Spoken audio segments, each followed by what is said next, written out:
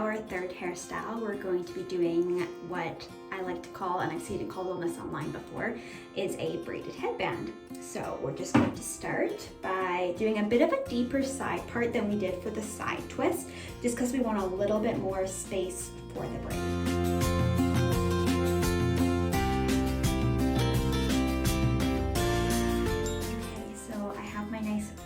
Section here. So I have gone from just kind of slightly past the temple, so about midway, and I've parted it all the way down to my ear. Now, when I've done this hairstyle in the past for dance, I switch it up a little bit. Sometimes I go down to the ear, sometimes I start about halfway. Just depends on how far you're going to be stretching your braid. So if we're doing it down this way, we do have to remember that it does have to go all the way up here. The braid tail will have to go all the way up here as well. So for this one, I'm going to be doing a Dutch braid, but you can also do a French braid as well. I just like the Dutch braid that you can pull it apart and give your hair a little bit more height. So we're going to be starting right at the part line there. If you were to take a section right from the front of your head this way, it's a bit hard to braid all the way down this way, if that makes sense. If I were going to be doing a bit of more of a square section, I would take a section here and braid this way, but because we're doing a braided headband, I'm going to take the section following the part line, so just a little sliver of hair right here. You can see it matches the part line. Split it into 3, and whenever you're doing a Dutch braid, you're always going under. So I'm going to go with my outer section, go under, and then this outer section, go under, and that is your first stitch. And after your first stitch, you add hair to both sides. So I'm just going to grab a little sliver of hair here and at the back. And because this is a headband, I'm angling my hands downwards this way.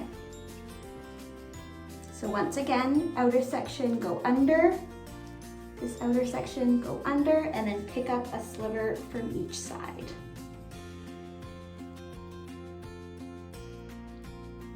And then one more time, we're gonna take this outside section, go under the middle, and then take the other outside section and go under the middle and cross it. You can see your braid is starting to form there.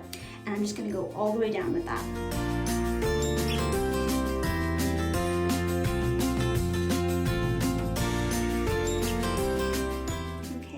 Done my Dutch braid all the way down, and then I haven't secured it with a hair tie, just making sure that I can reach all the way. And now I'm just going to go through and pull apart each section. It's called pancaking the braid.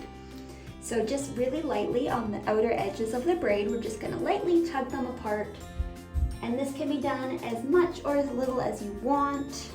You can kind of play with it, just kind of fluffs it up and makes the braid look a little bit bigger. I really like this one for dance too, because when you're looking straight on, you can kind of see that little like ribbon effect almost. And then going into a bun also looks really nice. And then I'm just gonna pancake this a bit more. And then just go through and do that as much as you want, and then you'll secure it into the ponytail. Okay, so I have it secured into the ponytail there. And as you can see from the front, it's kind of sticking out a little bit.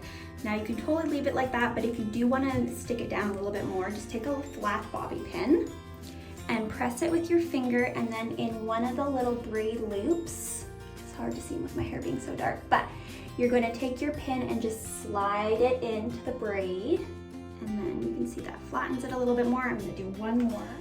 So pressing it down and just slide it, and you're almost sliding it underneath the braid. And then you can see it's nice and flat to my head, and it's not going on top, so you can't actually see any bobby pins. It's going underneath the braid.